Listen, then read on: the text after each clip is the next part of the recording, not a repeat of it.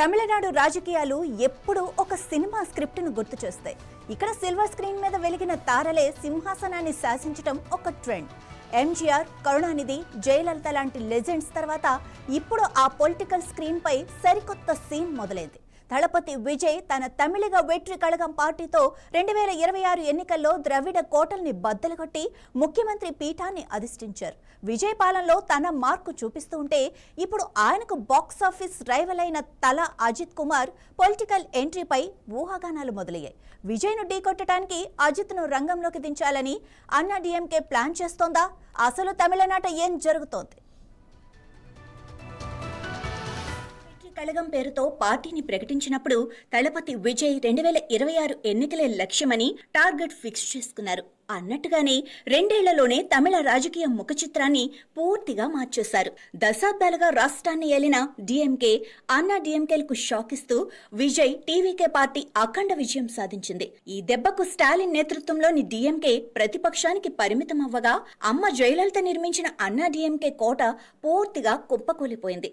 అంతర్గత కుమ్ములాటలతో బలహీనపడిన ఆ పార్టీ ఈ ఎన్నికల తర్వాత మరింత సంక్షోభంలోకి జారుకుంది.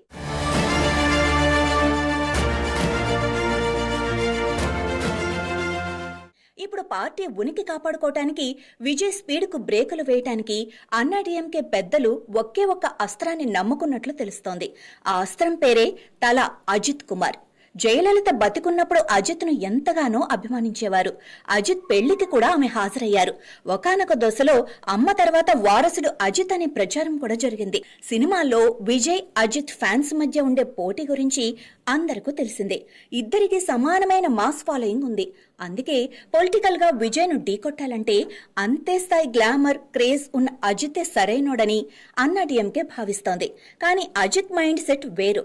ఆయన ఎప్పుడూ రాజకీయాలకు దూరంగా ఉంటారు. నా పని నటుడుగా మెప్పించటమే అని గట్టిగా నమ్ముతారు. గతంలో తన ఫ్యాన్స్ క్లబ్ ను రాజకీయాల కోసం వాడుకుంటున్నారని తెలియగానే 2011లో వాటన్నింటినీ రద్దు చేశారు. రాజకీయాల్లోకి ప్రత్యక్షంగా గాని పరోక్షంగా కానీ వచ్చే ఉద్దేశం లేదని చాలాసార్లు స్పష్టం చేశారు. మరి ఇప్పుడు అన్నా డీఎంకే తీవ్ర సంక్షోభంలో ఉన్నప్పుడు పార్టీని కాపాడటానికి వస్తారా అన్నది $1 మిలియన్ ప్రశ్న.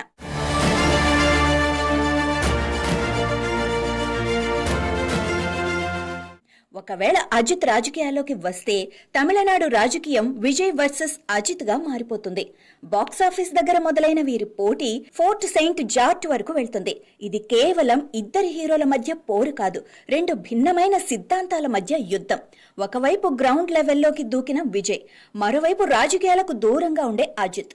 అమ్మ జయలలిత కట్టిన కోటను కాపాడేందుకు అజిత్ మనసు మార్చుకుంటాడా, లేక తన సూత్రాలకే కట్టుబడి ఉంటారా? తమిళనాడు పొలిటికల్ థ్రిల్లర్లో తర్వాత సీన్ ఏంటో చూడాలి మరి.